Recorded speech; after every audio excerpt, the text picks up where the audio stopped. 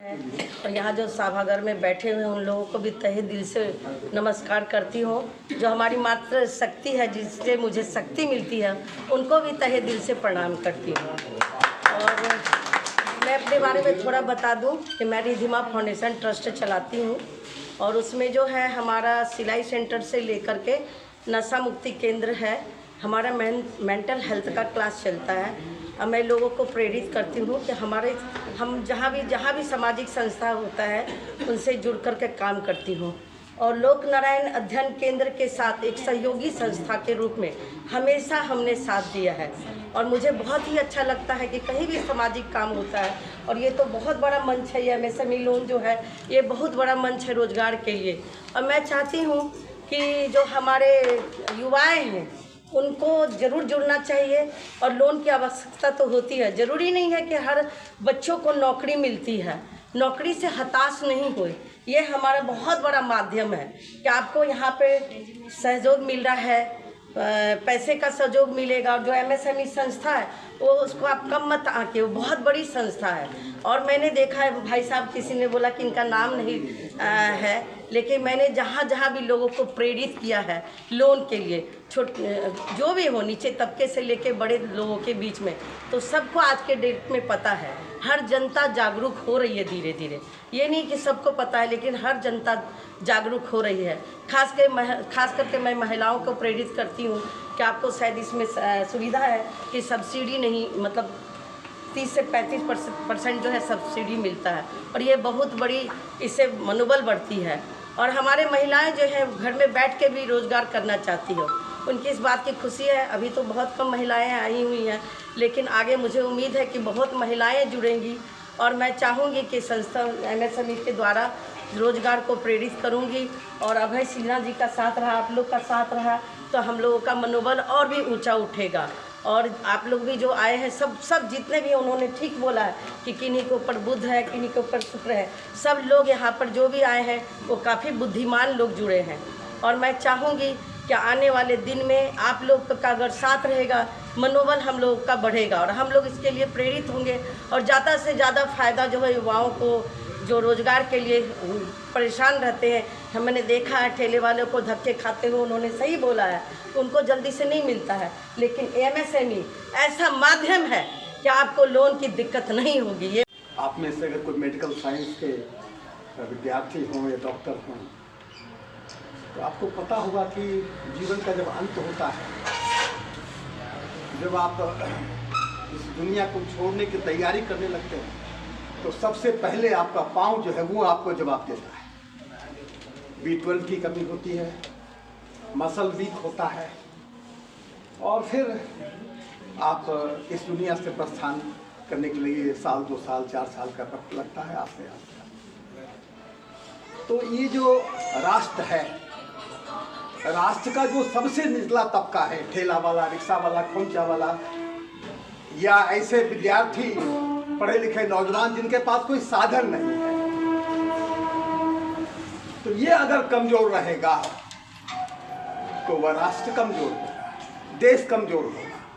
वह व्यक्ति कमजोर तो होता ही है, लेकिन अगर ऐसे लोग कमजोर अगर रहेंगे तो वहाँ आपके लिए समझ लीजिए कि राष्ट्र एक, अगर आपका खरबपति अरबपति हो जाए और निचला स्तर जो है आपका, जो समाज का जो सबसे नीचे पायदान पर जो खड़े हैं, उनका अगर आप रोजी रोटी की समस्या समाधान नहीं करते हैं तो फिर देश प्रगति को नहीं जाएगा। कर रहा हूँ तो मैंने लोगों को कहा कि आप इन्वेस्टमेंट तो यहाँ कर ही रहे हैं, चाहे आप ज़मीन लें, घर लें, कुछ भी लें, आप थोड़ा पैसा उसमें से निकाल के बिहार में भी लगाएं, बिहार में भी ज़मीन खरीदें, उसको भी इन्वेस्टमेंट मान के खरीदें। और अभी तक लगभग 100 करोड़ रुपए का हमने बिहार को कंट्रीब्यूशन दिलवा दिया हो, और ये ऑन पेपर है। भैया हमारे संरक्षक हैं अभय भैया, ये बहुत अच्छे काम करते रहते हैं। हम लोग इनसे प्रेरित होकर कुछ सीखते हैं और कुछ करने की कोशिश करते हैं। जितने भी माता बहनें हैं और भाई लोग आए हैं, सबका अभिनंदन करते हैं। देखिए, बहुत संक्षिप्त में अपनी बातों पर रखूँगा कि आज हम यहाँ पर जिस कार्यक्रम के लिए आए हैं और जिन्होंने आयोजित किया इस कार्यक्रम को। MSME का जागरूकता कार्यक्रम है और लोकनायक जयप्रकाश अंतर्राष्ट्रीय अध्ययन एवं विकास केंद्र के जो राष्ट्रीय महासचिव है श्री अभय सिन्हा जी हमारे बड़े भाई हैं। 25 वर्षों से हम लोग साथ में काम कर रहे हैं, बहुत सारे जागरूकता के काम किए हैं, लेकिन पहली बार मुझे ऐसा एहसास हो रहा है ये बहुत बड़ा कार्यक्रम है, इसको छोटा आंकने की आवश्यकता नहीं है, क्योंकि आज के डेट में जो सबसे बड़ी समस्या है वो बेरोज़गारी की है।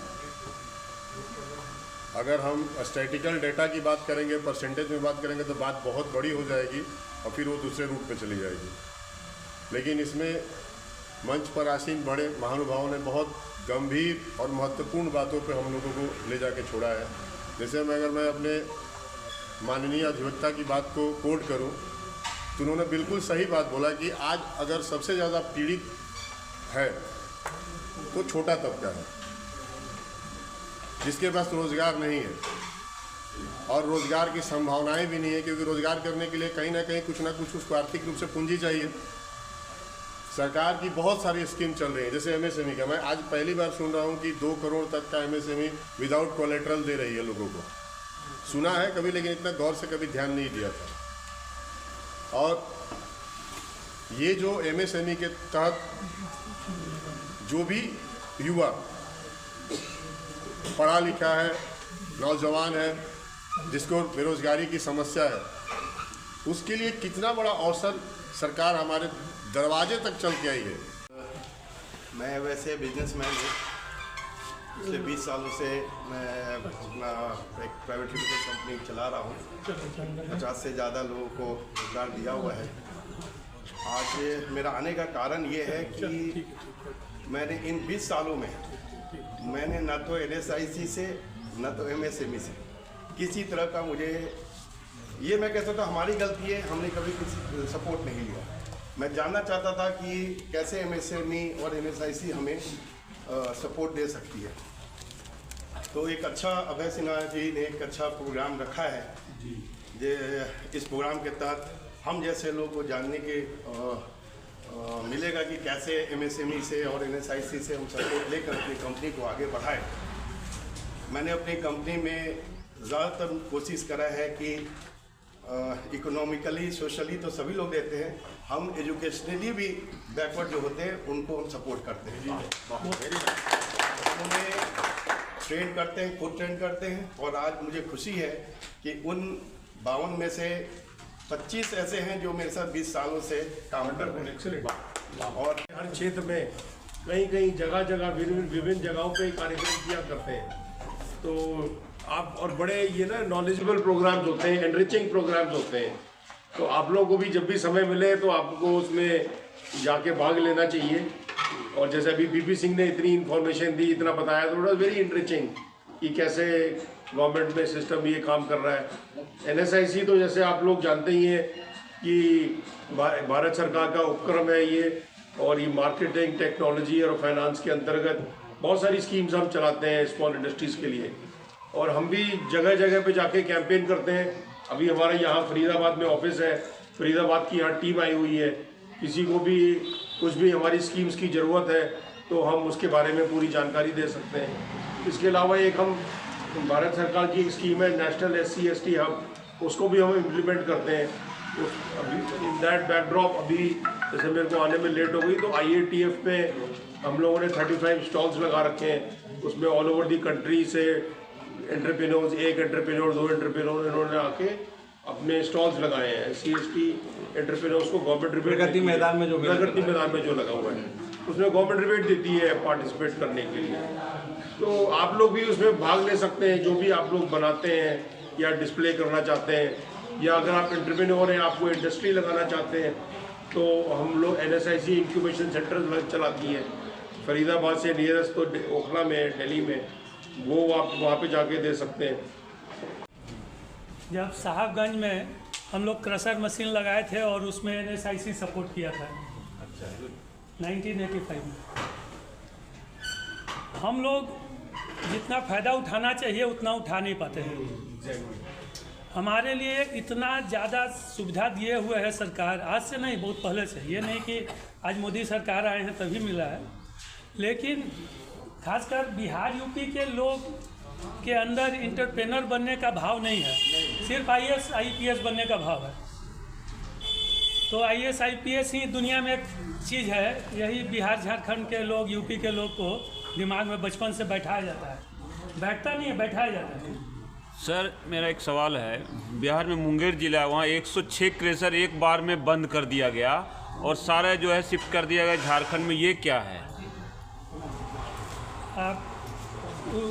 आप ही के इलाका के आइए, आप ही के गांव के मिस्टर PN सिंह थे वहाँ डिस्ट्रिक्ट माइनिंग अफसर, और वो NSIC से कोऑर्डिनेट करके और वो कम से कम सैकड़ों क्रशर वहाँ लगवाए और हजार लोगों को रोज़गार मिला।